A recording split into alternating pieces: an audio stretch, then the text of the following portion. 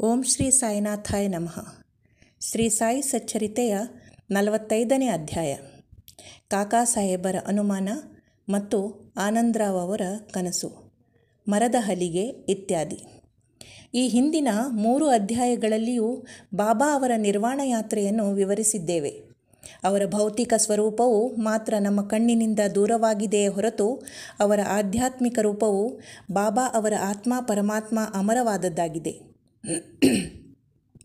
ಅವರು ಜೀವಂತರಾಗಿದ್ದಾಗ ನಡೆದ ಲೀಲೆಗಳನ್ನು ವಿವರಿಸಿದ್ದೇನೆ. ಅವರು ಗತಿಸಿದ ನಂತರವೂ ಅಂಥ ಲೀಲೆಗಳು ಸಂಭವಿಸಿವೆ ಮತ್ತು ಸಂಭವಿಸುತ್ತಲೂ ಇವೆ. ಬಾಬಾ ಅವರು ಜೀವಿಸಿದ್ದಾಗ ಅವರ ಸಂಪರ್ಕ ಪಡೆದ ಜನರೇ ಧನ್ಯರು.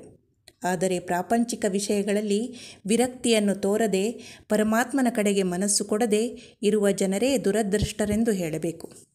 ಭಕ್ತರಿಂದ ಅವರಿಗೆ ಬೇಕಾಗಿರುವುದು ಹೃತ್ಪೂರ್ವಕ ಭಕ್ತಿ ಮಾತ್ರ. ನಮ್ಮ ಇಂದ್ರಿಯಗಳು, ಅವಯವಗಳು ಮತ್ತು ಮನಸ್ಸು ಬಾಬಾ ಅವರ ಸೇವೆಯಲ್ಲಿ ನಿರತರಾಗಿರಬೇಕು. ಕೆಲವು ಅವಯವಗಳನ್ನು ಪೂಜೆಗೆ ನಿಯಮಿಸಿ ಇನ್ನಿತರ ಅವಯವಗಳನ್ನು ಬೇರೆ ಕಡೆಗೆ ಹರಿಸಬಾರದು. ಪೂಜೆ ಮತ್ತು ತಪಸ್ಸು ಮಾಡುವಾಗ ನಾವು ಹೃತ್ಪೂರ್ವಕವಾಗಿ ತ್ರಿಕರಣ ಶುದ್ಧಿಯಿಂದ ಮಾಡಬೇಕು. ಧರ್ಮಪತ್ನಿಯು ತನ್ನ ಪತಿಯಲ್ಲಿ ಇಟ್ಟ ಪ್ರೇಮವನ್ನು ಶಿಷ್ಯನಿಗೆ ಗುರುವಿನಲ್ಲಿ ಇರುವ ಪ್ರೇಮಕ್ಕೆ ಹೋಲಿಸಬಹುದಾಗಿದೆ. ಮಾತಾಪಿತರಾಗಲಿ, ಸಹೋದರರಾಗಲಿ ಅಥವಾ ಬಂಧುಗಳೇ ಆಗಲಿ ನಮ್ಮ ಜೀವನದ ಗುರಿಯಾದ ಆತ್ಮಜ್ಞಾನವನ್ನು ಪಡೆಯಲು ಸಹಾಯಕರಾಗಲಾರರು. ನಮ್ಮ ದಾರಿಯನ್ನು ನಾವೇ ಹಾಕಿಕೊಂಡು ಆತ್ಮಜ್ಞಾನವನ್ನು ಪಡೆಯಬೇಕು. ನಿತ್ಯಗಳನ್ನು ವಿಚಾರ ಮಾಡಿ ಪ್ರಾಪಂಚಿಕ ಸುಖಭೋಗಗಳನ್ನು ತ್ಯಜಿಸಿ ಇಂದ್ರಿಯ ನಿಗ್ರಹ ಶಕ್ತಿಯನ್ನು ಗಳಿಸಿ ನಾವು ಮುಕ್ತ ಮಾರ್ಗ ಹಿಡಿಯಬೇಕು. ಇತರರಿಗೆ ಅಧೀನರಾಗುವ ಮೊದಲು ನಮ್ಮಲ್ಲಿ ನಾವೇ ವಿಶ್ವಾಸವಿಟ್ಟು ಈ ರೀತಿ ನಾವು ಈ ಪ್ರಪಂಚವು ನಶ್ವರವಾದುದೆಂದು ತಿಳಿದು ಮಿಥ್ಯ ಜ್ಞಾನವನ್ನು ತೊರೆದು ಚಿತ್ತವು ವಿಷಯಗಳಲ್ಲಿ ಪ್ರವರ್ತಿಸದಂತೆ ತಡೆದರೆ ಕೊನೆಗೆ ನಮಗೆ ವೈರಾಗ್ಯ ಬಂದು ಮಮಕಾರವು ದೂರವಾಗುವುದು. ಈ ವಿಧಾನದಿಂದ ಬ್ರಹ್ಮ ವಾಸನೆಯು ಉಂಟಾಗಿ ಆ ಬ್ರಹ್ಮನೇ ಗುರು ಎಂದು ಅರ್ಥವಾಗುತ್ತದೆ. ನಾವು ಯಾವಾಗ ಗುರು ಅಥವಾ ಬ್ರಹ್ಮನನ್ನು ಹೃತ್ಪೂರ್ವಕವಾಗಿ ಆರಾಧಿಸುತ್ತೇವೆಯೋ ಆಗ ನಾವು ಆತನಲ್ಲಿ ಐಕ್ಯವಾಗಿ ಆತ್ಮಜ್ಞಾನವನ್ನು ಪಡೆಯುತ್ತೇವೆ. ಸಂಕ್ಷಿಪ್ತವಾಗಿ ಹೇಳುವುದಾದರೆ, ಗುರುವಿನ ನಾಮಸ್ಮರಣೆಯಿಂದಲೂ ಅವನ ಧ್ಯಾನದಿಂದಲೂ ನಾವು ಸಕಲ ಜೀವರಾಶಿಗಳಲ್ಲಿಯೂ ಅವನನ್ನು ಕಾಣುವಂತಾಗಿ ನಮಗೆ ನಿತ್ಯ ಆನಂದವು ದೊರಕುತ್ತದೆ. ಈ ಕೆಳಕಂಡ ಕಥೆಯು ಇದನ್ನು ಪ್ರತಿಪಾದಿಸುತ್ತದೆ.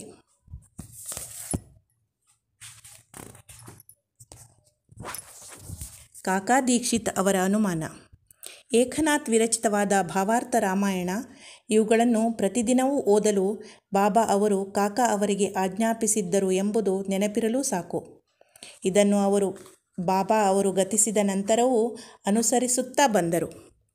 ಒಂದು ದಿನ ಚೌಪಾಟಿಯ ಕಾಕಾ ಮಹಾಜನಿ ಅವರ ಮನೆಯಲ್ಲಿ ಕಾಕಾ ದೀಕ್ಷಿತರು ಬೆಳಿಗ್ಗೆ ಏಕನಾಥ ಭಾಗವತವನ್ನು ಪಾರಾಯಣ ಮಾಡುತ್ತಿದ್ದರು. ಕಾಕಾ ಮಹಾಜನಿಯವರೂ ಮತ್ತು ಶ್ಯಾಮಾ ಅವರೂ ಅದನ್ನು ಶ್ರದ್ಧೆಯಿಂದ ಕೇಳುತ್ತಿದ್ದರು.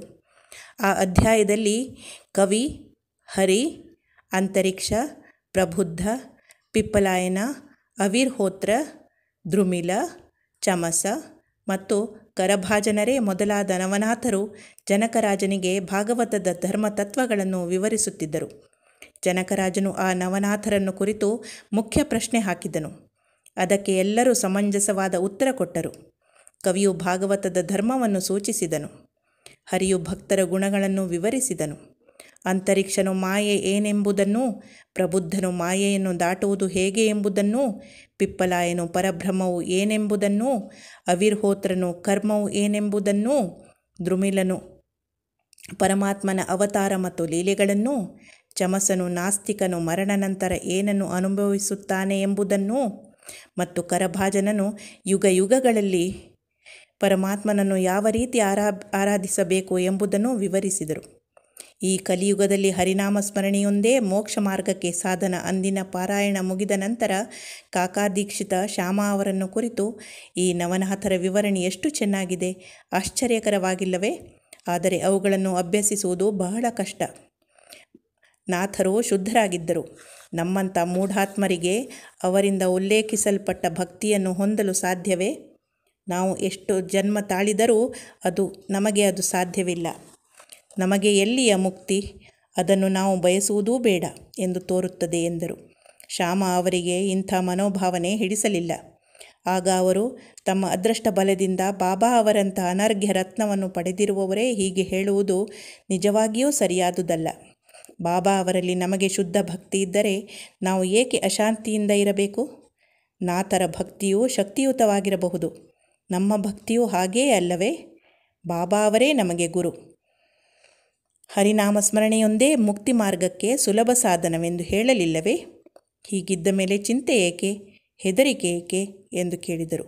ಕಾಕಾ ಸಾಹೇಬರಿಗೆ ಶ್ಯಾಮ ಅವರ ವಿವರಣೆ ಅರ್ಥವಾಗಲಿಲ್ಲ, ತೃಪ್ತಿಯಾಗಲಿಲ್ಲ. ಅವರು ಆ ದಿನವೆಲ್ಲವೂ ಅಗಾಧವಾದ ಭಕ್ತಿಯನ್ನು ಸಂಪಾದಿಸುವುದು ಹೇಗೆ ಎಂದು ಚಿಂತಿಸುತ್ತಾ ಮನಃಶಾಂತಿ ಇಲ್ಲದೆ ಕೊರಗಿದರು. ಮರುದಿನ ಬೆಳಿಗ್ಗೆ ಒಂದು ಪವಾಡ ಜರುಗಿತು. ಆನಂದರಾವ್ ಪಾಖಾಡೆ ಎಂಬವರು ಶ್ಯಾಮ ಅವರನ್ನು ಹುಡುಕಿಕೊಂಡು ಅವರ ಕಡೆಗೆ ಬಂದರು. ಆಗ ಭಾಗವತದ ಪಾರಾಯಣ ನಡೆದಿತ್ತು. ಪಾಖಾಡೆಯವರು ಶ್ಯಾಮ ಅವರ ಹತ್ತಿರ ನಿಂತು ಏನೋ ಪಿಸುಗುಟ್ಟಿದರು. ಅವರು ಮೆಲ್ಲಗೆ ತಮ್ಮ ಕನಸನ್ನು ವಿವರಿಸುತ್ತಿದ್ದರು. ಈ ಕಿವಿ ಮಾತನ್ನು ಕೇಳಿ ಕಾಕಾ ಸಾಹೇಬರು ಪಾರಾಯಣ ನಿಲ್ಲಿಸಿ ಅದೇನು ಎಂದು ಕೇಳಿದರು. ಆಗ ಶ್ಯಾಮ ಅವರು, ನಿನ್ನೆ ನೀವು ಒಂದು ಅನುಮಾನವನ್ನು ವ್ಯಕ್ತಪಡಿಸಿದಿರಲ್ಲವೇ? ಅದಕ್ಕೆ ವಿವರಣೆ ಇಲ್ಲಿದೆ. ಪಾಖಾಡೆಯವರಿಗೆ ಬಾಬಾ ಅವರು ಕನಸಿನಲ್ಲಿ ಹೇಳಿದುದನ್ನು ಅವರೇ ಹೇಳುತ್ತಾರೆ. ಗುರುವಿನ ಚರಣಗಳಿಗೆ ನಮಸ್ಕಾರ ಮಾಡುವುದು ಅಥವಾ ಆರಾಧನೆ ಮತ್ತು ಭಕ್ತಿ ಇಷ್ಟೇ ಸಾಕೆಂದು ಹೇಳಿರುತ್ತಾರೆ ಎಂದರು. ಪಾಖಾಡೆ ತಮ್ಮ ಕನಸನ್ನು ಈ ರೀತಿ ವಿವರಿಸಿದರು. ನಾನು ಸಾಗರದಲ್ಲಿ ನಿಂತಿದ್ದೆ. ಬಾಬಾ ಕೂಡಲೇ ಕಾಣಿಸಿಕೊಂಡರು. ಅವರು ರತ್ನ ಖಚಿತವಾದ ಸಿಂಹಾಸನದ ಮೇಲೆ ಕುಳಿತಿದ್ದರು. ಚರಣಗಳು ಮಾತ್ರ ನೀರಿನಲ್ಲಿ ಇದ್ದವು. ನಾನು ಅತ್ಯಾನಂದದಿಂದ ಸಂತುಷ್ಟನಾದೆನು. ಆ ದೃಶ್ಯ ಕಣ್ಣಿಗೆ ಕಟ್ಟಿದಂತಾಗಿ ಮರೆಯಲಾರದಾಗಿದೆ. ಅದು ಕನಸೆಂದು ನಾನು ಭಾವಿಸಿರಲಿಲ್ಲ. ಶ್ಯಾಮ ಅವರು ಕುತೂಹಲದಿಂದ ಅಲ್ಲಿಯೇ ನಿಂತಿದ್ದರು. ಅವರು ನನ್ನನ್ನು ಕುರಿತು ಬಾಬಾ ಅವರ ಚರಣಕ್ಕೆ ಎರಗು ಎಂದರು. ನಾನು ಹೌದು, ನಮಸ್ಕಾರ ಮಾಡಬೇಕು ಎಂದಿದ್ದೇನೆ. ಏನು ಮಾಡಲಿ, ಅವರ ಚರಣಗಳು ನೀರಿನಲ್ಲಿವೆ. ನನ್ನ ಮಸ್ತಕವನ್ನು ಹೇಗೆ ಅವರ ಅಡಿದಾವರೆಗಳಲ್ಲಿ ಇಡಲಿ ಎಂದೆನು. ಆಗ ಶ್ಯಾಮ ಅವರು, ಓ ದೇವಾ, ನೀರಿನಲ್ಲಿರುವ ನಿಮ್ಮ ಚರಣಗಳನ್ನು ಮೇಲಕ್ಕೆತ್ತಿರಿ ಅನ್ನಲು ಬಾಬಾ ಅವರು ಕೂಡಲೇ ತಮ್ಮ ಚರಣಾರವಿಂದಗಳನ್ನು ಮೇಲಕ್ಕೆತ್ತಿದರು. ಸ್ವಲ್ಪವೂ ನಾನು ತಡಮಾಡದೆ ಪಾದಗಳನ್ನು ಹಿಡಿದುಕೊಂಡು ನಮಸ್ಕರಿಸಿದೆನು. ಇದನ್ನು ನೋಡಿ ಬಾಬಾ, ಈಗ ಹೊರಡು, ನಿನ್ನ ಅಭಿಷ್ಟವೂ ಸಿದ್ಧಿಸುತ್ತದೆ, ಭಯ ಮತ್ತು ಕಾತುರತೆಯನ್ನು ಬಿಡು ಎಂದು ಹೇಳಿ ಆಶೀರ್ವದಿಸಿದರು. ಮುಂದುವರೆದು, ನನ್ನ ಶ್ಯಾಮನಿಗೆ ಜರಿ ಅಂಚಿನ ಧೋತರಗಳನ್ನು ಕೊಡು, ನಿನಗೆ ಒಳ್ಳೆಯದಾಗುತ್ತದೆ ಎಂದು ಹೇಳಿದರು. ಬಾಬಾ ಅವರ ಆಜ್ಞೆಗೆ ಅನುಸಾರವಾಗಿ ಪಾಖಾಡೆಯವರು ಧೋತರವನ್ನು ಕೊಂಡು ತಂದು ಶ್ಯಾಮ ಅವರಿಗೆ ಕೊಡಬೇಕೆಂದು ಅವರ ಕೈಗಿತ್ತರು. ಆದರೆ ಶ್ಯಾಮ ಅವರು ಬಾಬಾ ಅವರು ಸ್ವೀಕರಿಸೆಂದು ಹೇಳುವ ತನಕ ನಾನು ಸ್ವೀಕರಿಸುವುದಿಲ್ಲ ಎಂದರು. ಕೆಲವು ಕಾಲದ ಚರ್ಚೆಯ ನಂತರ ಕಾಕಾ ಅವರು ಚೀಟಿ ಹಾಕಲು ನಿರ್ಧರಿಸಿದರು. ಅನುಮಾನ ಬಂದಾಗ ಚೀಟಿ ಹಾಕಿ ಅದರಲ್ಲಿ ಒಂದನ್ನು ಎತ್ತಿ ಬಂದ ಉತ್ತರದಂತೆ ನಡೆಯುವುದು ಕಾಕಾ ಅವರ ವಾಡಿಕೆಯಾಗಿತ್ತು. ಒಂದು ಚೀಟಿಯಲ್ಲಿ ಸ್ವೀಕರಿಸು ಮತ್ತು ಇನ್ನೊಂದರಲ್ಲಿ ನಿರಾಕರಿಸು ಎಂದು ಬರೆದು ಮಡಚಿ ಬಾಬಾ ಅವರ ಫೋಟೋದ ಮುಂದೆ ಇಟ್ಟು ಒಂದು ಮಗುವಿನ ಕೈಯಿಂದ ಚೀಟಿ ಎತ್ತಿಸಲಾಯಿತು. ಅದರಲ್ಲಿ ಸ್ವೀಕರಿಸು ಎಂದಿತ್ತು. ಧೋತ್ರವನ್ನು ಶ್ಯಾಮ ಅವರಿಗೆ ಕೊಟ್ಟರು. ಶ್ಯಾಮ ಅವರೂ ಸಂತೋಷದಿಂದ ಅದನ್ನು ಸ್ವೀಕರಿಸಿದರು. ಈ ರೀತಿ ಆನಂದರಾವ್ ಮತ್ತು ಶ್ಯಾಮ ಇಬ್ಬರೂ ಆನಂದಭರಿತರಾದರು. ಕಾಕಾ ಸಾಹೇಬರ ಅನುಮಾನ ಪರಿಹಾರವಾಯಿತು. ಈ ಕಥೆಯು ಇಂತಹ ಸಂತರ ವಾಣಿಯನ್ನು ಗೌರವಿಸುವಂತೆ ಹೇಳುವುದಲ್ಲದೆ ಅದೇ ಸಮಯದಲ್ಲಿ ನಮ್ಮ ಮಾತೆಯಲ್ಲಿ ನಾವು ಅಚಲ ವಿಶ್ವಾಸ ಇಡಬೇಕೆಂಬುದನ್ನು ಬೋಧಿಸುತ್ತದೆ. ಗುರುವಿಗೆ ನಮ್ಮ ಯೋಗಕ್ಷೇಮದ ಈ ವಿಚಾರ ಇತರರಿಗಿಂತ ಹೆಚ್ಚಾಗಿ ತಿಳಿದಿರುವುದರಿಂದ ಅವರ ಉಪದೇಶಗಳನ್ನು ನಾವು ಪಾಲಿಸಬೇಕು. ಈ ಪ್ರಪಂಚದಲ್ಲಿ ಅನೇಕ ಸಂತರಿದ್ದಾರೆ, ಆದರೆ ನಮ್ಮ ನಿಜವಾದ ಗುರುವೇ ನಮಗೆ ತಂದೆ. ಬೇರೆಯವರು ಅನೇಕ ಹಿತವಚನಗಳನ್ನು ಹೇಳಬಹುದು, ಆದರೆ ನಮ್ಮ ಗುರುವಿನ ಮಾತನ್ನು ಮಾತ್ರ ಎಂದಿಗೂ ನಾವು ಮೀರಬಾರದು. ಅಂದರೆ ನಾವು ನಮ್ಮ ಗುರುವನ್ನು ಮನಪೂರ್ವಕವಾಗಿ ಪ್ರೀತಿಸಬೇಕು, ಅವರಲ್ಲಿ ಸಂಪೂರ್ಣ ಶರಣಾಗತರಾಗಿರಬೇಕು, ಅವರ ಮುಂದೆ ಭಕ್ತಿಯಿಂದ ನಮಸ್ಕರಿಸಬೇಕು.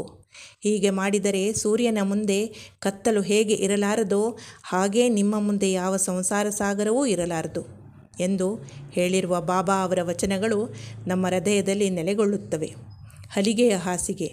ಮೊದಮೊದಲು ಬಾಬಾ ಅವರು 4 ಮೊಳ ಉದ್ದ 1 ಮೊಳ ಅಗಲ ಸುತ್ತಲೂ 4 ಮೂಲೆಗಳಲ್ಲಿ ಪಣತಿ ಉರಿಯುತ್ತಿದ್ದ ಕಟ್ಟಿಗೆಯ ಹಲಿಗೆ ಮೇಲೆ ನಿದ್ರಿಸುತ್ತಿದ್ದರು. ಕೊನೆಗೆ ಆ ಹಲಿಗೆಯನ್ನು ಬಾಬಾ ಚೂರು ಚೂರು ಮಾಡಿ ಒಗೆದು ಬಿಟ್ಟರು. ಒಂದು ಸಾರಿ ಬಾಬಾ ಅವರು ಆ ಹಲಿಗೆಯ ಮಹತ್ವವನ್ನು ಕಾಕಾ ಅವರಿಗೆ ವಿವರಿಸುತ್ತಿದ್ದರು.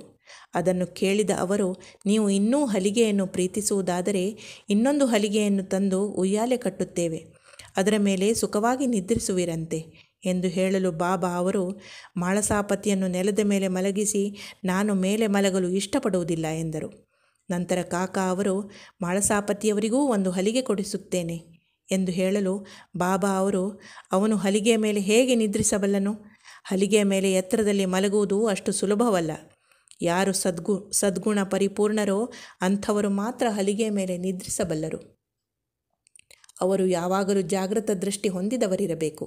ನಾನು ನಿದ್ರೆ ಹೋಗುವಾಗ ನನ್ನ ಹೃದಯದ ಮೇಲೆ ಕೈಯಿಟ್ಟು ನಾನು ಹರಿನಾಮ ಸ್ಮರಣೆ ಮಾಡುತ್ತಿರುವುದನ್ನು ಗಮನಿಸುತ್ತಿರು. ನಿದ್ರಿಸಿದಾಗ ನನ್ನನ್ನು ಎಚ್ಚರಿಸು ಎಂದು ನಾನು ಮಾಳಸಾಪತಿಗೆ ಹೇಳುತ್ತೇನೆ. ಅವನಿಂದ ಅದೂ ಸಾಧ್ಯವಿಲ್ಲ. ಅವನೇ ನಿದ್ರೆಯಿಂದ ತೂಕಡಿಸುತ್ತಾನೆ. ನನ್ನ ಹೃದಯದ ಮೇಲಿನ ಅವನ ಕೈಗಳು ಕಲ್ಲಿನಂತೆ ಭಾರವಾಗಿರುತ್ತವೆ. ಭಗತ್ ಎಂದು ನಾನು ಕೂಗಿದಾಗ ಮಾತ್ರ ಅವನು ಎಚ್ಚೆತ್ತು ಕಣ್ಣು ತೆರೆಯುತ್ತಾನೆ. ಹೀಗೆ ನೆಲದ ಮೇಲೆ ಸರಿಯಾಗಿ ನಿದ್ರಿಸಲಾಗದೆ ನಿದ್ರಾದೇವಿಯ ಗುಲಾಮನಾಗಿರುವ ಅವನು ಹಲಿಗೆಯ ಮೇಲೆ ಅದೂ ಎತ್ತರದಲ್ಲಿ ಹೇಗೆ ನಿದ್ರಿಸಬಲ್ಲನು ಎಂದರು. ಅನೇಕ ಸಾರಿ ಬಾಬಾ ಅವರ ಭಕ್ತರ ಮೇಲಿನ ಪ್ರೀತಿಯಿಂದ ಯಾವುದು ನಮ್ಮದೋ ಅದು ನಮ್ಮೊಡನೆ ಇರುತ್ತದೆ, ಇತರರದು ಅವರವರ ಹತ್ತಿರ ಇರುತ್ತದೆ ಎಂದು ಹೇಳುತ್ತಿದ್ದರು. ಓಂ ಶ್ರೀ ಸಾಯಿ ಪ್ರಣಾಮ್.